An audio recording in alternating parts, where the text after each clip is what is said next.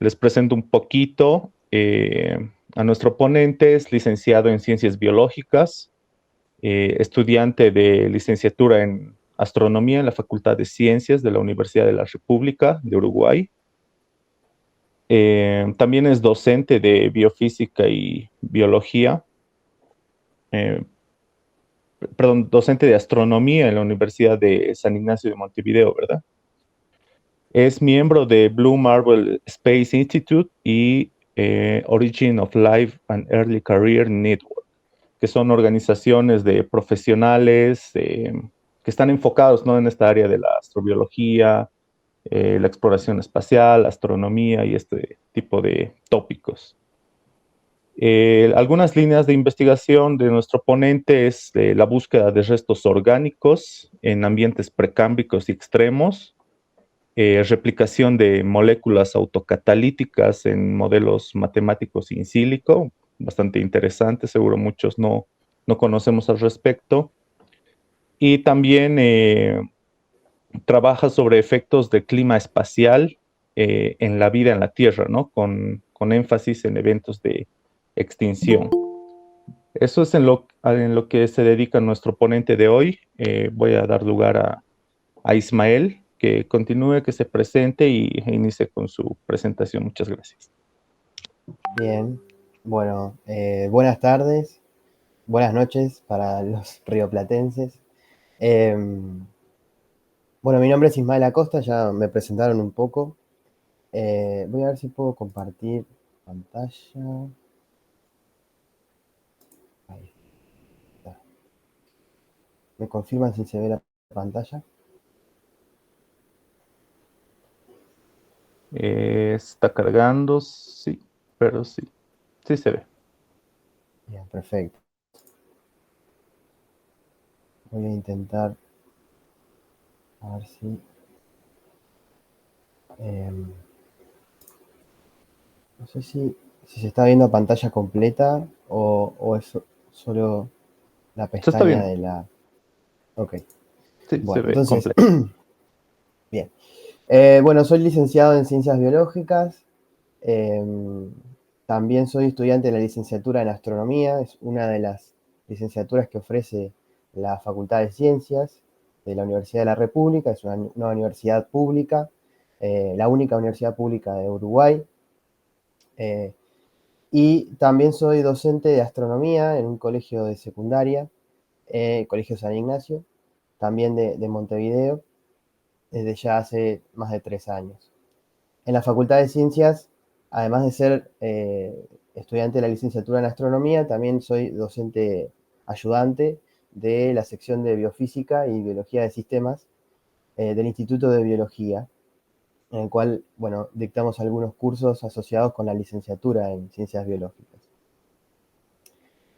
Bien, un poco para introducirnos en tema, vamos a hablar un poco sobre astrobiología en general.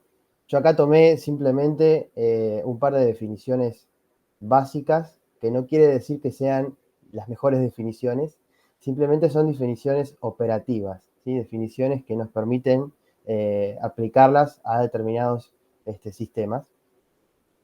La astrobiología como disciplina se define como el origen, el estudio del origen, evolución, distribución y futuro de la vida del universo, en el universo.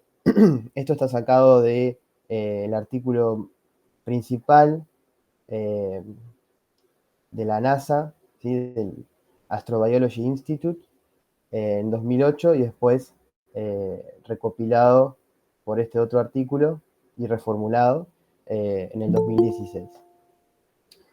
O sea que la astrobiología en general se dedica a estudiar la vida a una escala cosmológica eh, y se pregunta cosas sobre su origen, ¿sí? Sobre cómo surgió, ya sea en la Tierra o en otro lugar, cómo evoluciona, cómo se distribuye, ¿sí? Si se distribuye, digamos, entre planetas dentro de un mismo sistema planetario, o alrededor de una galaxia, o a escala aún más extragaláctica, cómo se puede distribuir eso en el tiempo, y qué ocurre con la vida una vez que surge y cuánto tiempo de intercambio puede haber, por ejemplo, entre dos o más proyectos biológicos en distintos lugares del universo, ¿sí? Llámese, bueno, conocimiento de vida que evolucionó de manera independiente.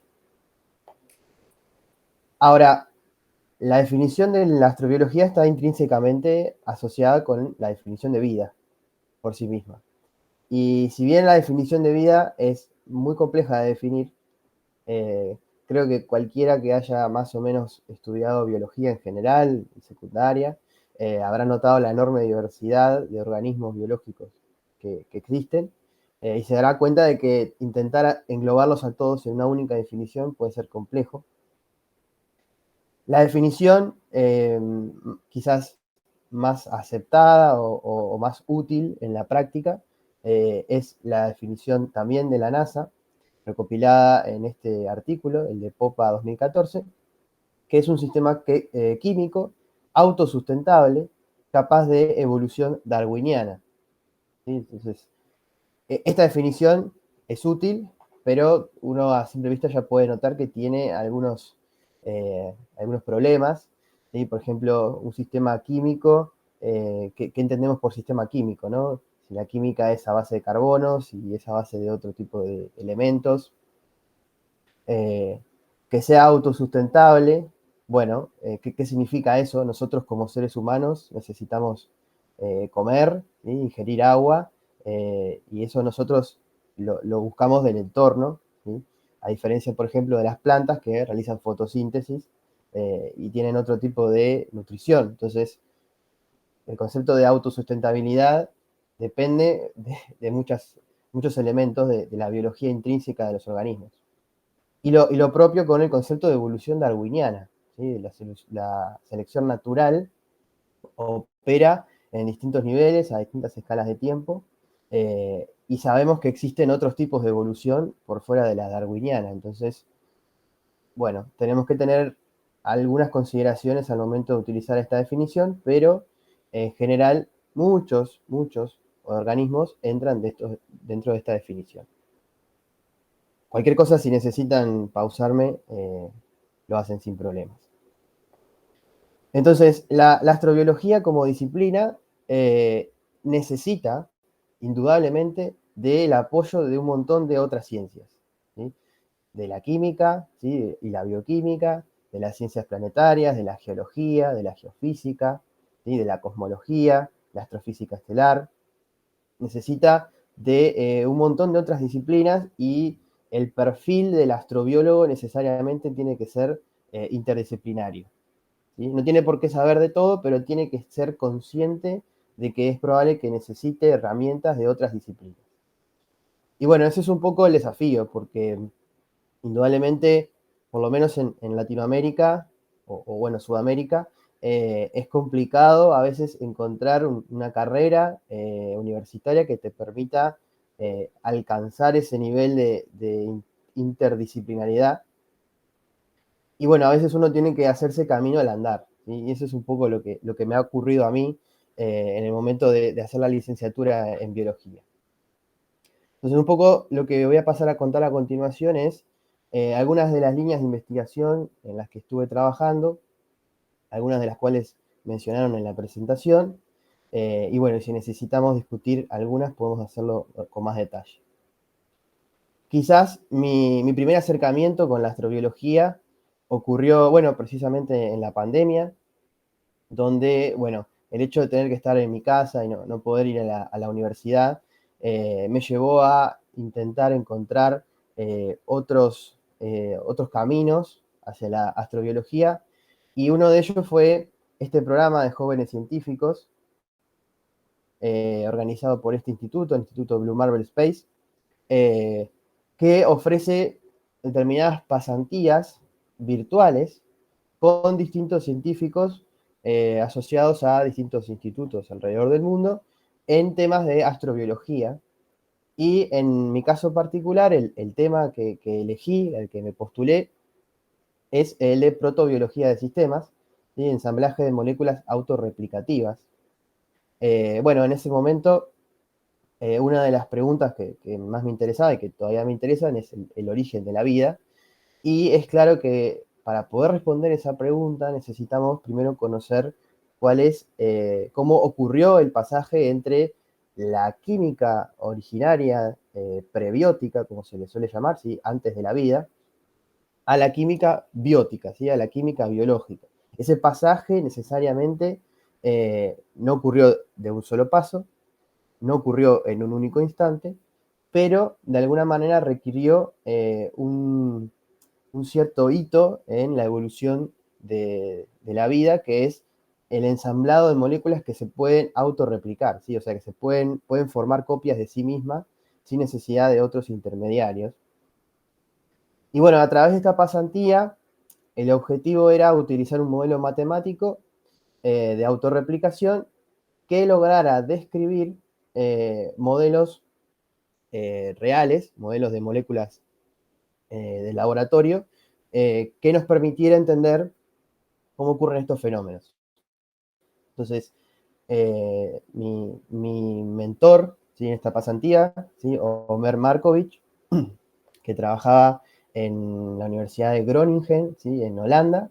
En ese momento estaba trabajando con sus estudiantes de doctorado en un modelo de replicación de fibras similares a el ADN, ¿sí?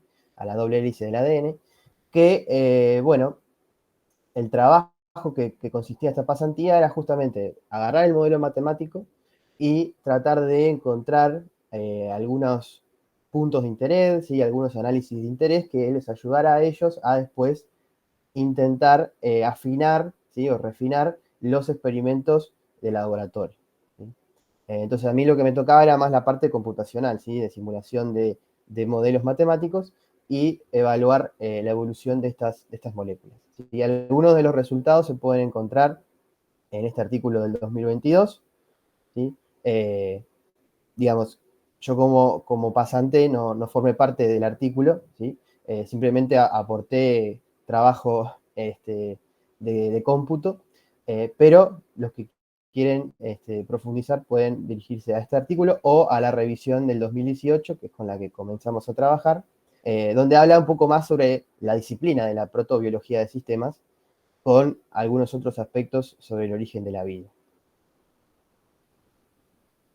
Bien, más adelante, ya de cara al final de lo que fue mi tesis de grado, ¿sí? Mi tesis de licenciatura, fue centrada en micropaleontología precámbrica, ¿sí? O sea, además del interés del origen de la vida, está el interés de encontrar vida fuera de la Tierra. Y quizás el objetivo más directo, ¿sí? O la meta más directa sea intentar buscarla en Marte, ¿sí? Y Marte tiene una geología bastante particular, ¿sí? Que hace que en el presente sea bastante complejo encontrar vida en estado vivo, valga la redundancia, y no así las posibilidades de encontrar vida en estado fósil, ¿sí? O sea, vida que dejó algún rastro en el sedimento, ¿sí? En alguna roca de Marte. Y bueno, un poco en mi tesis de grado lo que se intentó hacer fue estudiar rocas en Uruguay que tuvieran la particularidad geológica de poder ser trasladadas en cuanto a las técnicas en la búsqueda de vida en Marte, ¿sí? Entonces, eh, con mi tutor de grado trabajamos en una época, en rocas de una época bastante antigua, ¿sí? De una era, ¿sí? Del Paleoproterozoico, ¿sí? Acá pongo la edad, ¿sí? Son 2.15 giga-años, ¿sí? Son 2.150 millones de años de antigüedad. Eso es más es la mitad de la edad de la Tierra, para que tengan una idea, ¿sí? La Tierra tiene más o menos 4.500, 4.800 millones de años, y nosotros estudiamos rocas de 2.150.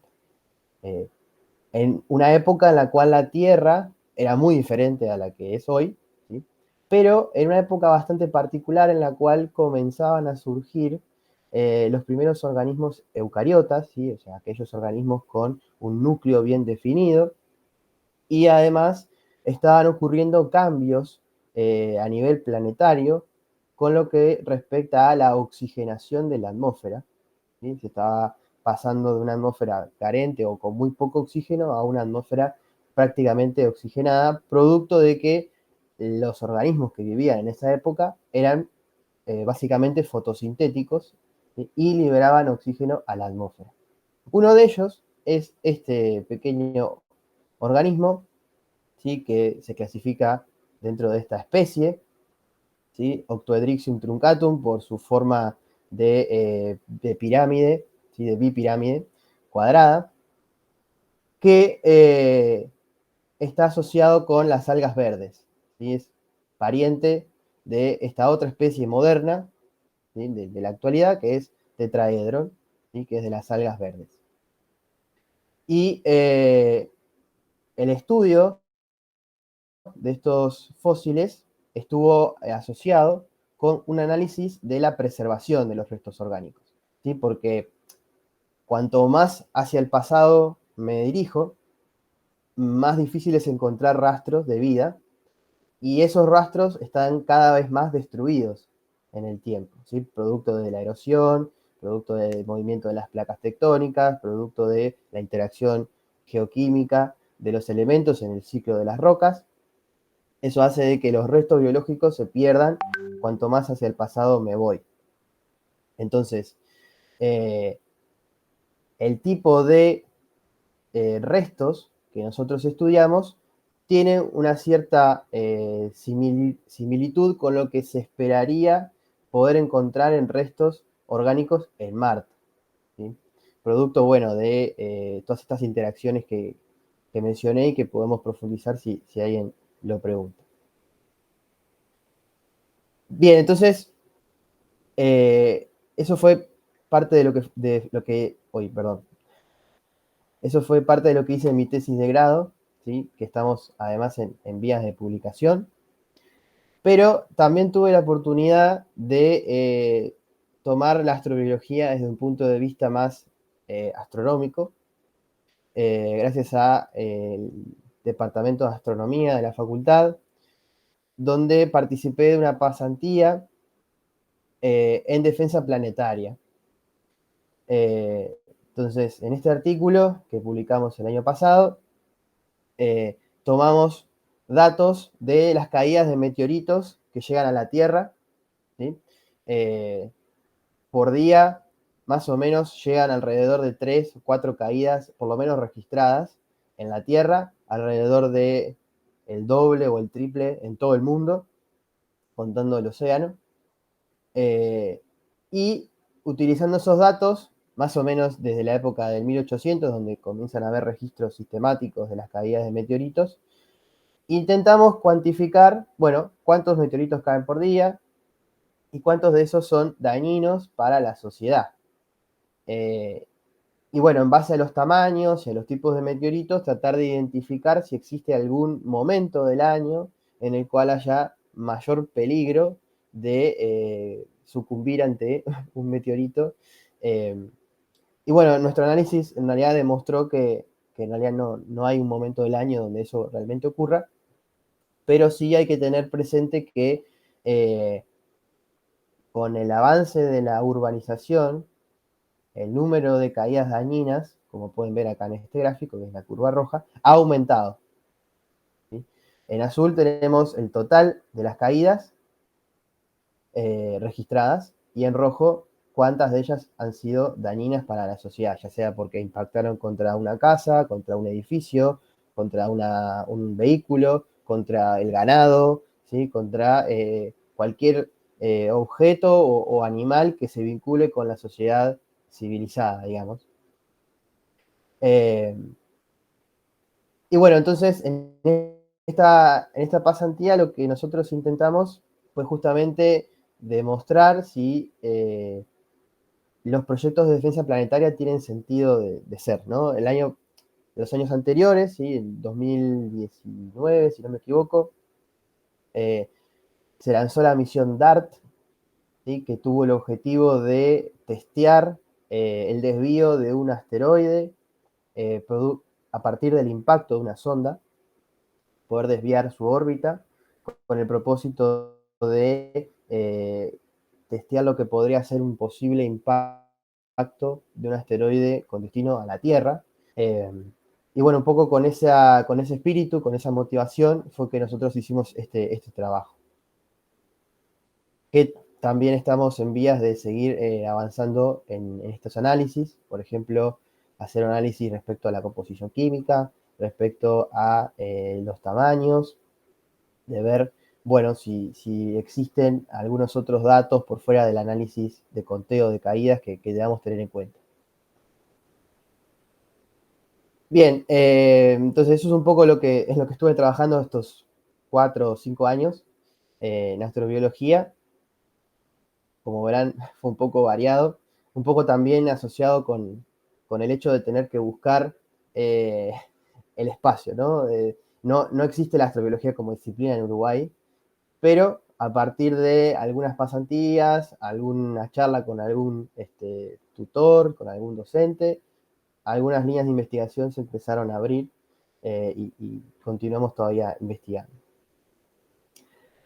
Bien, entonces, el año pasado, en el colegio donde trabajo, decidimos hacer un proyecto por comprensión, que es como se le suele conocer en el ámbito de la enseñanza, donde los estudiantes se plantearon un problema que era tratar de transmitirle a los estudiantes, perdón, a la sociedad, cómo hacer para que las personas no videntes tengan acceso a la astronomía en general. La astronomía como disciplina es extremadamente visual. Si uno no tiene un telescopio, si bien podemos argumentar que se puede hacer astronomía de otras maneras, pero, digamos, la astronomía está ligada a la observación. Y la observación generalmente se hace con telescopios y muchas de las observaciones, además, se hacen en el espectro visible. Y aunque no sean en el espectro visible, la observación en otras longitudes de onda se pasa al visible para poder ver resultados. Entonces, el desafío era cómo acercar esos resultados, ¿sí? A personas que no pueden ver, ¿sí? Entonces, nosotros con Andrea Sánchez, que es la coordinadora del área científica del colegio, propusimos un trabajo que se llamó Constelarte, ¿sí? Este nombre lo eligieron los estudiantes, en donde la idea era tomar una constelación, seleccionar algunas estrellas, preferentemente de distinto color y de distinta magnitud, de distinto brillo intrínseco, para poder trasladar esa información astrofísica en sonido, ¿sí? Entonces, si yo conozco el color, ¿sí? Si yo conozco el brillo de la estrella, ¿sí? Dos magnitudes visuales, lo voy a transformar en sonido asociando color con una nota musical y el brillo de la estrella con un cierto volumen auditivo, ¿sí? Una cierta intensidad auditiva. Entonces, para hacer esa transformación, nos valimos de algunas placas de circuitos. ¿Sí? Ellos además tuvieron una introducción a la programación, al armado de circuitos.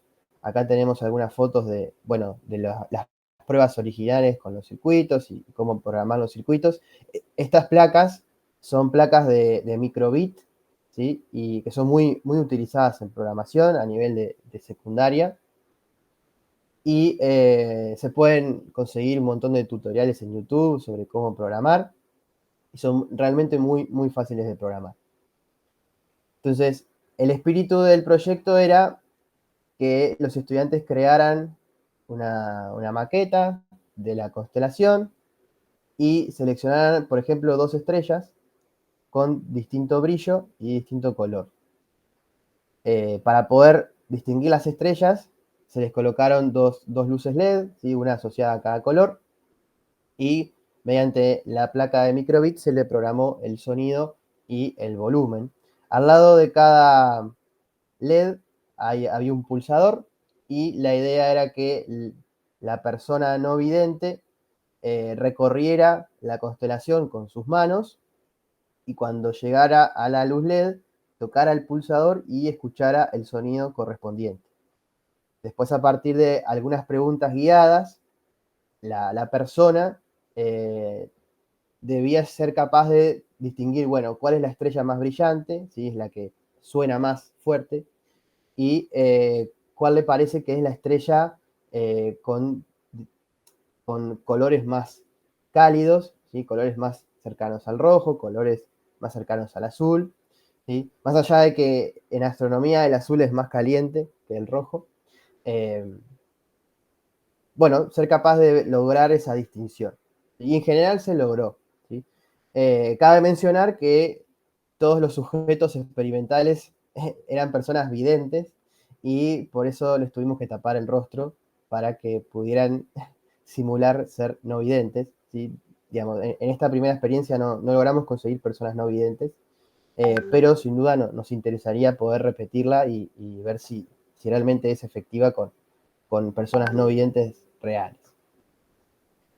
Acá tenemos algunas otras fotos, ¿sí? De las constelaciones. Realmente fue una experiencia muy interesante, al punto de que logramos presentarla como una ponencia en el tercer taller de astronomía para la accesibilidad y la inclusión, que fue un evento en el marco de la reunión latinoamericana de la Unión Astronómica Internacional en el planetario, ¿sí? Donde los estudiantes contaron sus experiencias, cómo se sintieron, qué fue lo que más les gustó, ¿sí?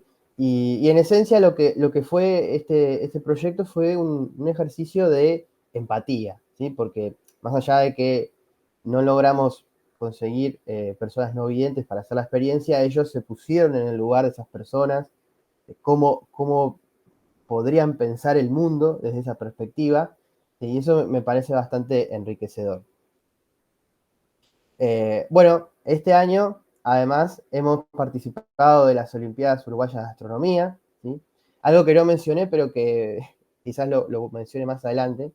En Uruguay, hasta donde yo tengo conocimiento, y corríjanme si no es así, pero en Uruguay es el único país de Sudamérica que tiene astronomía como una disciplina, hasta el año pasado, por lo pronto, obligatoria en todos los liceos a nivel de secundaria del país, ¿sí? Desde hace ya más de 40, 50 años de tradición.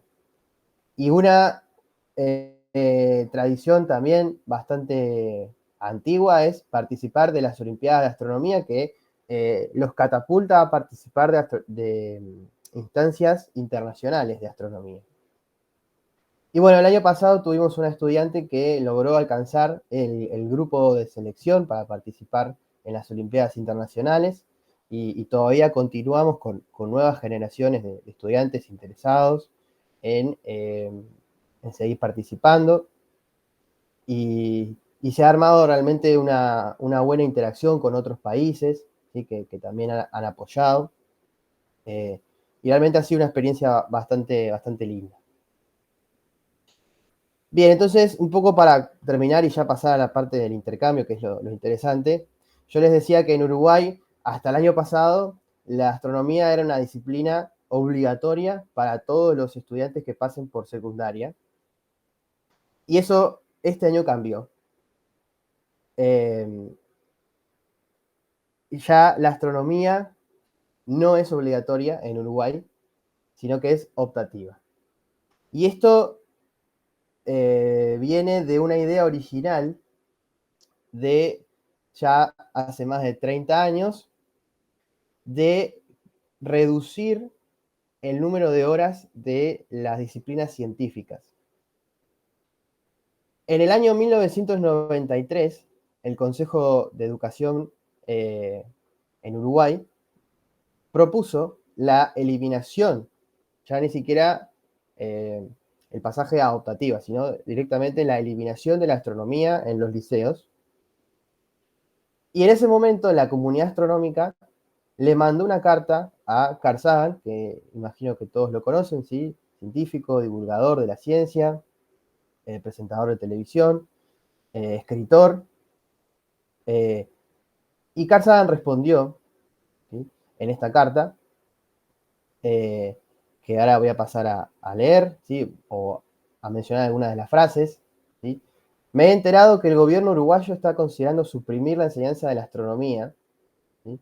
Me gustaría pedirle que reconsidere el caso, ¿sí? La astronomía es la ruta a través de la cual nuestra civilización global actual desarrolló primero la física newtoniana, y es a través de la física newtoniana que esencialmente toda la tecnología del mundo moderno surgió. La astronomía subsiste como la manera suprema, creo de lejos la mejor, de introducir a los jóvenes a la ciencia. No simplemente a los resultados, sino también a los métodos, ¿sí? La ciencia puede ser usada tanto para el bien como para el mal, y es muy claro que el futuro pertenecerá a aquellas naciones con una sólida base científica, no solo entre los trabajadores técnicos, pero también en el público general, ¿sí? Eh, bueno, él argumenta sus razones. En ese momento tiene éxito, ¿sí? La astronomía no se elimina de la currícula, ¿sí?, y permanece obligatoria hasta el año 2023. ¿Sí? A 30 años de esa carta, el Consejo de Secundaria decide quitarla de la currícula de manera obligatoria y pasar a transformarla a una disciplina, una asignatura optativa, que obviamente no solamente reduce el número de horas de los docentes, ¿sí?, que es básicamente trabajo que se está quitando, sino que también reduce el acercamiento de los jóvenes por la astronomía, ¿sí? Y bueno, esto generó bastante revuelo en la comunidad, no solo de astrónomos, sino de científicos en Uruguay y fuera de Uruguay. Eh, una de las personas que encabezó el, el intento de mantener la astronomía como disciplina obligatoria fue Julio Fernández, que es astrónomo, ya retirado de la facultad, conocido mundialmente por ser uno de los dos uruguayos que en el año 2008, en la Asamblea de la Unión Astronómica Internacional, propuso degradar a Plutón de la categoría de planeta a planeta enano, ¿sí?, proponiendo una definición más acertada, más ajustada de planeta, de la cual después se votó y se aceptó esa denominación. Y bueno, en esta oportunidad, Julio escribió una nota de prensa en la cual explicaba sus opiniones respecto a esta decisión, ¿sí? Una decisión que lamentablemente continúa, ¿sí? Continúa en vigencia, ¿sí? Hoy la astronomía no es obligatoria, hoy la astronomía ni siquiera se llama astronomía como asignatura, sino que es un taller de ciencias del espacio que además de la astronomía reúne otras competencias académicas, eh, pero se está intentando cambiar esa perspectiva. Veremos qué sucede en los próximos años, eh, pero como nota, ¿sí?, de interés, el reclamo llegó hasta este señor, ¿sí?, que es Reinhard Hensel, es físico alemán, hoy trabaja en la Universidad de Berkeley, en California, y ganó el premio Nobel de Física justamente por su descubrimiento de un agujero, perdón, de un objeto supermasivo en nuestra galaxia, en el centro de la galaxia, ¿sí?, Sagitario A, asterisco.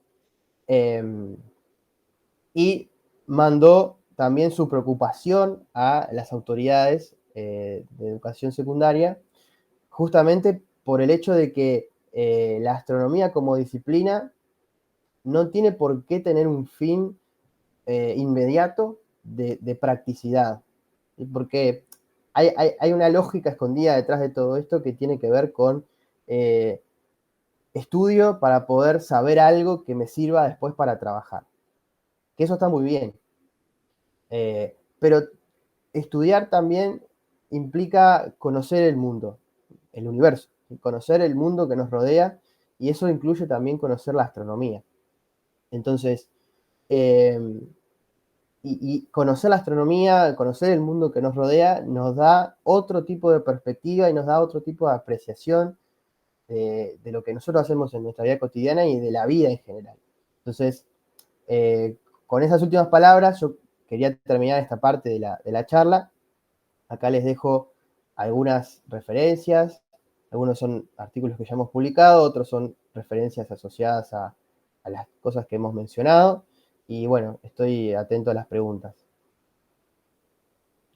Excelente, Ismael, muchas gracias. Ha estado muy, muy bonito escuchar. Personalmente me ha parecido muy lindo, ¿no? El trabajo que has hecho con tus estudiantes de incluir a las personas no videntes. Creo que es algo que en muchos lugares y en muchas disciplinas nos olvidamos un poco de eso, ¿no?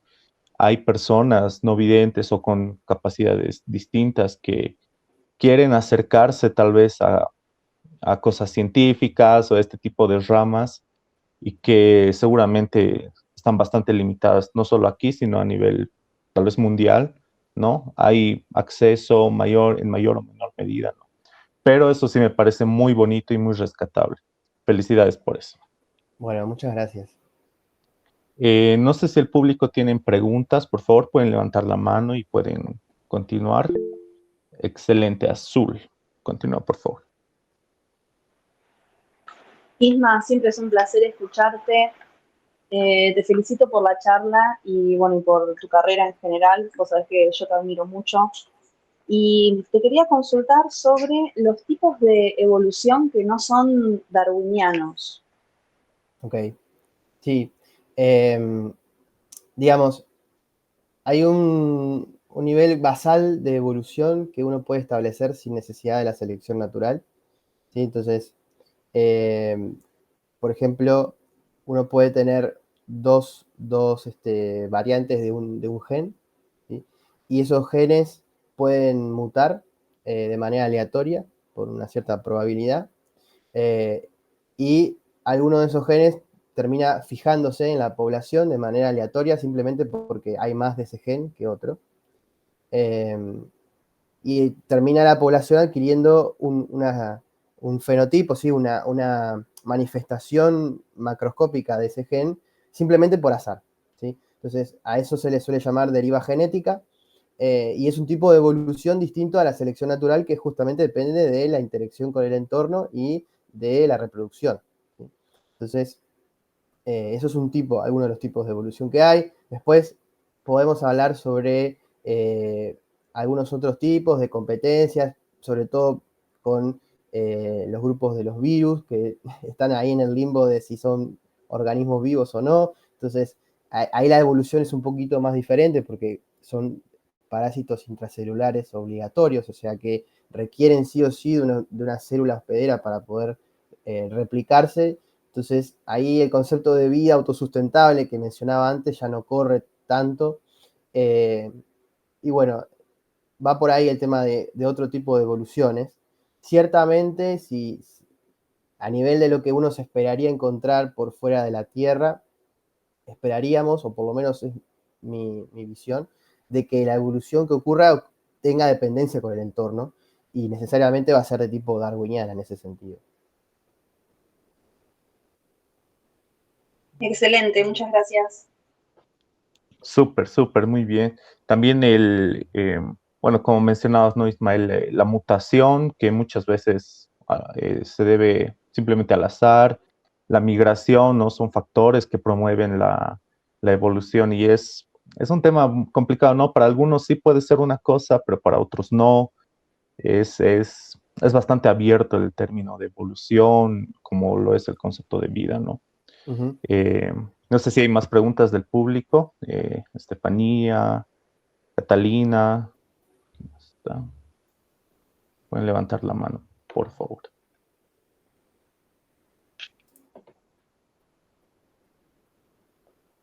Carla, se han unido a la charla.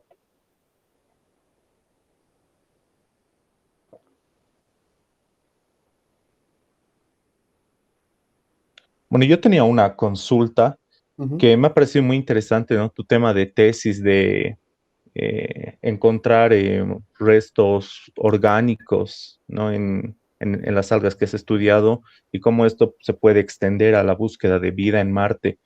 Desde tu experiencia, todo lo que has visto en tu tesis, en tu trabajo, lo que has leído, más o menos, ¿qué tipo de moléculas pueden ser más probables encontrar, ¿no? ¿Cuáles son las que podrían sobrevivir y darnos verdaderos indicios de vida? Bien, sí. Yo creo que por lo que se ve en la literatura, los lípidos que forman parte de las membranas celulares tienen mejor potencial de preservación frente a otras moléculas biológicas, porque justamente las cadenas que forman parte de los fosfolípidos de las membranas pueden formar ciclos, ¿sí? Y se pueden adherir a minerales asociados a las rocas y pueden sufrir procesos de incremento de presión y temperatura y aún así, digamos, preservar esa naturaleza. Se les llama geolípidos justamente por esa interacción entre lípidos y rocas. Y es un poco lo que intenta buscar el rover Perseverance, que está en Marte en este momento, eh, que tiene justamente un dispositivo de análisis infrarrojo que justamente le permite analizar esa composición química, buscando lo que se llaman estas biofirmas, ¿no? Firma biológica que fue deformada, fue transformada por la geología del planeta, pero que aún así podemos distinguirla de cosas que de otra manera no se podrían formar, ¿sí? Esos geolípidos no se pueden formar de manera abiótica, ¿sí? De manera no biológica. Ahora, otra manera de hacerlo, que es un poco lo que nosotros intentamos por las herramientas que disponíamos en el laboratorio, es la discriminación isotópica que hay entre los carbonos, ¿sí? O sea, los organismos tienen carbono en todas sus moléculas orgánicas, pero cada tanto incorporan un carbono que tiene un neutrón de más, ¿sí? Y eso hace de que ese nuevo isótopo de carbono, ¿sí?, se pueda distinguir del carbono más abundante, que es el carbono 12, frente al carbono 13. Entonces, si yo puedo medir cuánto carbono 13 tiene uno frente al carbono 12, ¿sí?, yo puedo saber o puedo discriminar, mejor dicho, el proceso que ocurrió para que hubiera ese desbalance de carbonos. Por ejemplo, nosotros lo que hicimos fue analizar esos restos orgánicos de manera isotópica y encontramos que el desbalance entre carbono 13 y carbono 12 es el mismo que se encuentra en el desbalance de los organismos fotosintéticos, ¿sí? Porque el carbono que se incorpora en la fotosíntesis, ¿sí?, es preferentemente carbono 12 frente a carbono 13, entonces la diferencia es bastante grande. Y eso es lo que se ve en estos restos de Uruguay, y me parece una buena idea intentar hacer lo mismo en Marte. Lo que pasa es que llevar toda esa maquinaria, todo ese laboratorio hasta Marte implica un montón de tecnología que no existe todavía y una miniaturización y una misión diseñada específicamente para eso. Pero sería muy interesante. Quizás cuando las muestras regresen a la Tierra, porque tienen planificado hacerlo, quizás se pueda saber más. Excelente, muy, muy interesante eso de la discriminación de isótopos, ¿no? De carbono. Creo que es una buena forma de aproximarse a algo que ha pasado hace tanto tiempo y realmente no tenemos certeza de tantas cosas que pueden haber eh, conducido a que se tengan determinadas cantidad de muestras, etcétera. Tenemos una pregunta de Catalina, por favor, adelante, Catalina. Muchas gracias. Buenas noches. Me llamó la atención el hecho de que mencionara la palabra biofirmas y yo quería consultar si es que podría existir alguna diferencia o son completamente paralelas las firmas que nosotros recolectamos en la Tierra mediante técnicas de percepción remota con aquellas que se podría obtener de ciertos elementos en otros planetas, en este caso Marte. Bueno, no sé si por técnicas de percepción remota, ¿a qué tipo de técnicas te referís? Ah, creo que sí, por supuesto. Me refiero al uso de radiómetros de campo, de, de radioespectrómetros y otros instrumentos, además de también imágenes satelitales, como por ejemplo Landsat o MODIS o Ok, Hyperion. ok. Sí, digo, Marte está completamente mapeado, eh, al punto de que conocemos más de la superficie de Marte que del océano de la Tierra, justamente por un tema de accesibilidad. Entonces, sin duda que hay un análisis previo antes de mandar un rover a Marte sobre dónde va a aterrizar, y el hecho de saber en dónde va a aterrizar tiene que ver con qué tipo de características geológicas nos interesan. Por ejemplo, el rover Perseverance no aterrizó en cualquier lado, aterrizó en el cráter Jezero, que tiene una formación de delta, donde eventualmente ahí circuló agua líquida. Por lo tanto, es un lugar bastante prometedor desde el punto de vista geológico, porque ahí hubo agua, la vida depende del agua, y además, por las características geológicas, es muy probable que el grado de preservación de los restos orgánicos, si es que existen, sea bastante bueno, como para poder estudiarlos. Igual, ahora que mencionás técnicas de percepción remota, me gustaría hacer énfasis en que se puede, o bueno, se está intentando analizar de manera muy remota las atmósferas de los exoplanetas. ¿Sí? Los exoplanetas, planetas que giran en torno a una estrella que no es el Sol, muchos de esos exoplanetas se encuentran en la zona habitable de esa estrella, ¿sí? Habitable en el sentido de que la distancia a la estrella es tal que permite la existencia de agua líquida en la superficie. Y muchos de esos planetas tienen atmósferas, sabemos que tienen, y ahora queremos saber de qué está compuesta la atmósfera. Y si sabemos de qué está compuesta la atmósfera, podemos discriminar si esa atmósfera necesitó necesariamente de, por ejemplo, fotosíntesis. ¿Sí? La fotosíntesis es realmente una revolución en la historia de la Tierra. ¿Sí? Entonces, por ejemplo, encontrar una atmósfera cargada de oxígeno, por ejemplo, incluso con presencia de ozono, ¿sí? Que solamente existe el ozono porque hubo oxígeno antes. Entonces, poder llegar a ese nivel de definición, estamos hablando de sistemas de exoplanetas que están a decenas o más, ¿sí? Miles de años luz de distancia de la Tierra. Entonces, poder lograr ese nivel de definición nos permitiría por lo menos tener una noción de qué es lo que nosotros esperamos.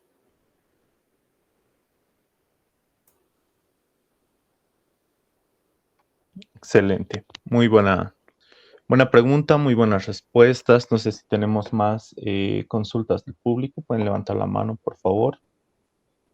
Las inquietudes, consultas respecto al trabajo de tesis de Ismael, respecto a la aproximación, ¿no? Desde del contacto con la sociedad, con la educación, respecto a la astronomía. Bueno, yo comentarte que acá no tenemos una materia como tal de astronomía en los colegios, ¿no? En la secundaria. Si no me equivoco, no sé si me pueden ayudar los compañeros de acá de Bolivia. En las Olimpiadas Científicas sí hay una rama de astronomía, pero ahí los estudiantes tienen que buscarse profesor o aprender por su cuenta, ¿no? Creo que sí hay, ¿verdad? No sé quién me puede colaborar con eso. Nicole dice sí, sí existe, sí. En las Olimpiadas creo que sí hay la rama, pero astronomía y astrofísica, sí, verdad, tienes razón. Y en eso se mueven bastante acá los compañeros de física de la universidad, que colaboran, que muchos son voluntarios, todo, ¿no? De la Facultad de Ciencias de acá de la UNSA, por lo menos aquí en La Paz. Después en otros departamentos igual hay grupos que van surgiendo, siempre hay gente interesada, muchos aficionados, ¿no? desde colegio, pero lamentablemente no tenemos ese incentivo, ¿no? Desde las autoridades de educación de motivar a la gente, ya que nos falta crecer en ese aspecto. Y otra pregunta respecto a eso es, ¿cómo tú ves que ha avanzado Uruguay respecto a otros países de acá de la región de Sudamérica, con el hecho de que ya tengan 30 años de dando educación de astronomía en los colegios?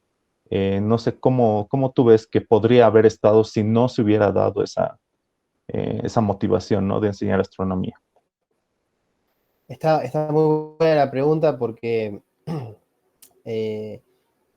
digamos, no hay una correlación directa entre la cantidad de estudiantes de liceo, de secundaria que hacen astronomía y el número de licenciados en astronomía que efectivamente se gradúan año tras año. De hecho, ese número es más o menos constante, más o menos un astrónomo por año en todo el Uruguay.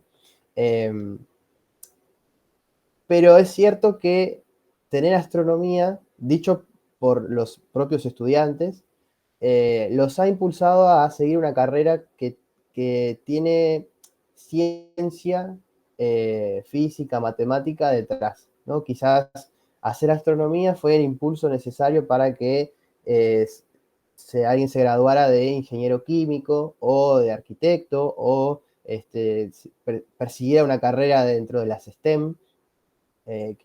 Digamos, que el hecho de que la astronomía sea una disciplina científica integradora le sirvió para poder ver el big picture, como se dice, e intentar perseguir una carrera quizás más práctica por ese lado, también mejor paga, pero que de alguna manera lo motivó a seguir esa carrera. Excelente.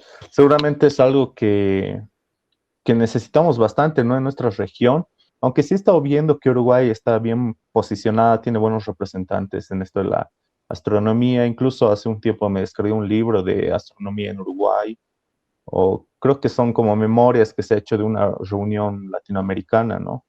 De astrobiología, y me parece eso muy bueno. Yo me sorprendí porque el primer contacto, digamos, personal que tuve con astrobiología, sí, fue buscando en internet todo y me salió el libro de Uruguay, ¿no? Y eso sí me sorprendió porque tampoco se escucha demasiado de Uruguay, pero al parecer sí trabajan bastante en esto, ¿no? Argentina también lo propio. Chile sí tiene eh, una relevancia internacional, ¿no? Por los observatorios de Atacama y demás. Pero acá en Bolivia, bueno, como hay gente, hay algunos locos por ahí que salen y estudian o se forman de manera autodidacta, ¿no? Y creo que sería bueno que nosotros copiemos eso, ¿no? De Uruguay, y que no lo eliminen tampoco de su currículum, ¿no? Eso está muy bien. No Sí. sé, en el grupo, si tienen algo más que consultar, preguntar, pueden levantar la mano, por favor.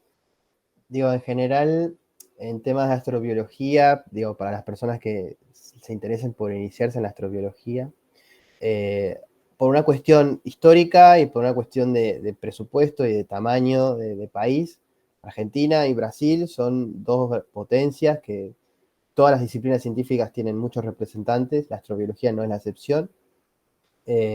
A mi criterio, Brasil está más equipado porque tiene más convenios con otras universidades.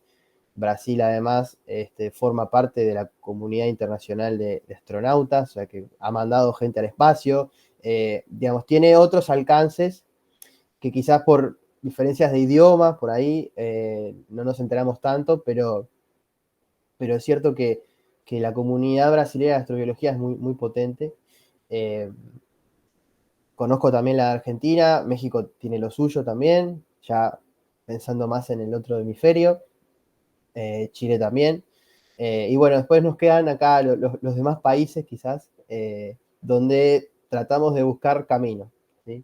Eso es un poco la idea, ¿no? Buscar camino. Yo me tuve que abrir camino, todavía lo sigo haciendo. Como mencionaba antes, ¿no? La astrobiología no existe en Uruguay. La gente que se interesa, porque a todos nos interesa el origen de la vida, la búsqueda de vida por fuera de la Tierra, Pero de ahí al paso de, digamos, publicar, investigar en eso, ya es otra cosa, ¿no? Entonces, bueno, la idea es un poco esa y yo estoy abierto a colaboraciones, quienes se interesen, me pueden escribir, podemos charlar y bueno, podemos pensar algo juntos si les interesa. Excelente, me parece muy bueno. No sé si por favor nos puedes dejar tu correo en el chat para que las personas que aquí también están, capaz algún momento, ¿no? Quieren preguntarte algo, eh, buscar alguna colaboración, eh, algún comentario más del público. Es ahora el momento. Excelente. Y a costa@f100. Me lo copio yo también. Bien.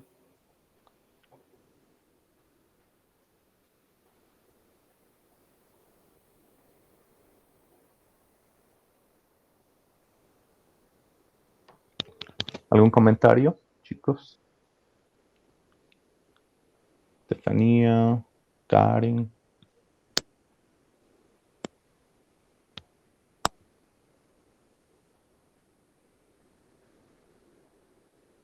Personalmente, tú, Ismael, ¿consideras que hubo vida en Marte?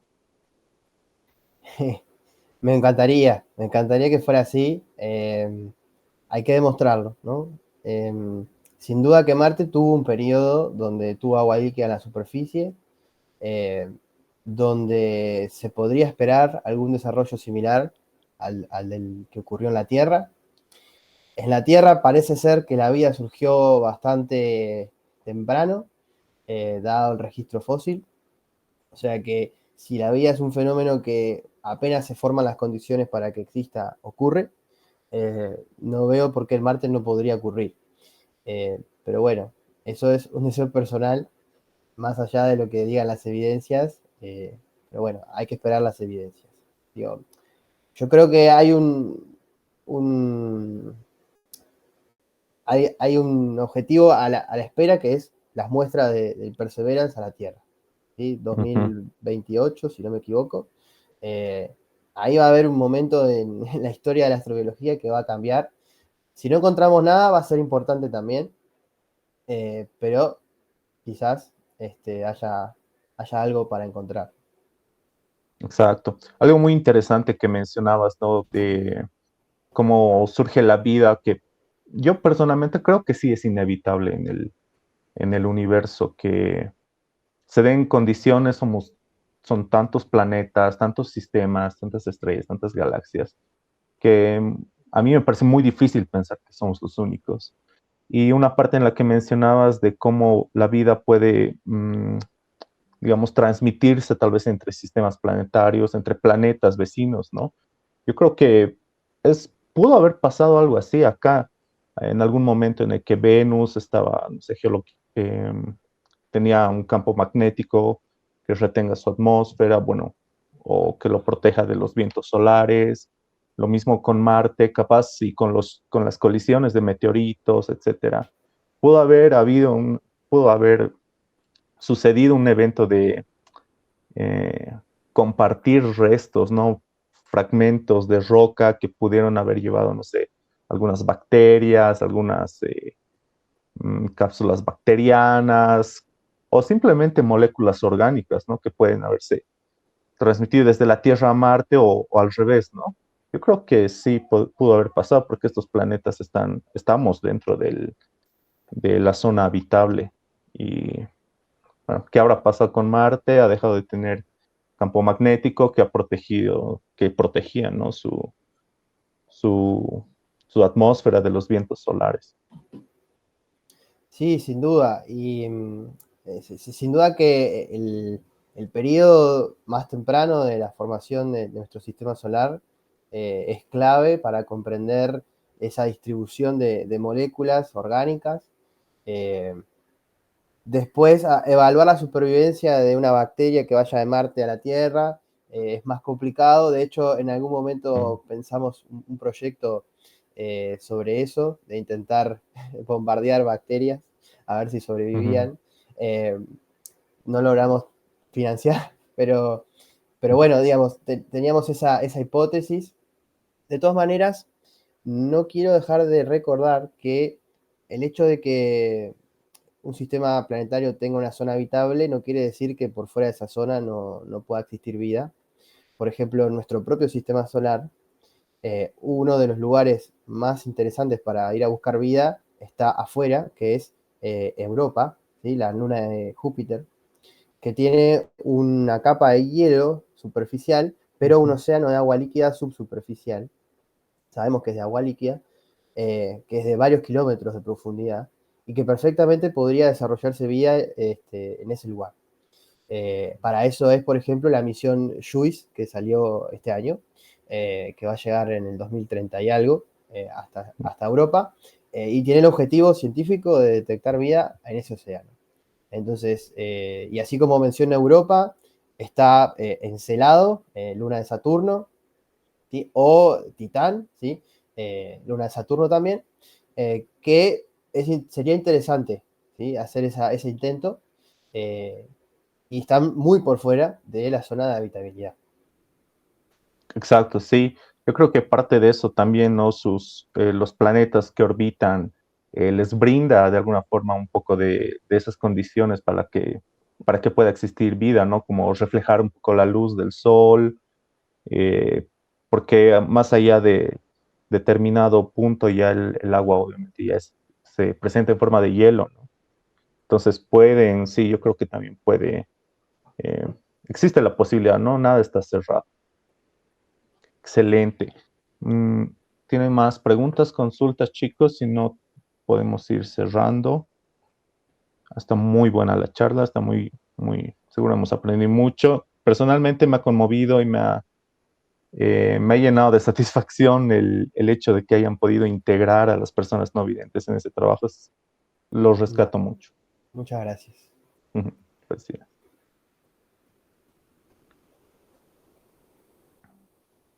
¿Ninguna consulta más, chicos?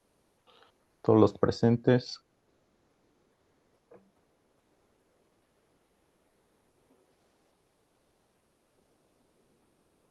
Ya tienen el correo de Ismael por si desean hacerle alguna consulta personal.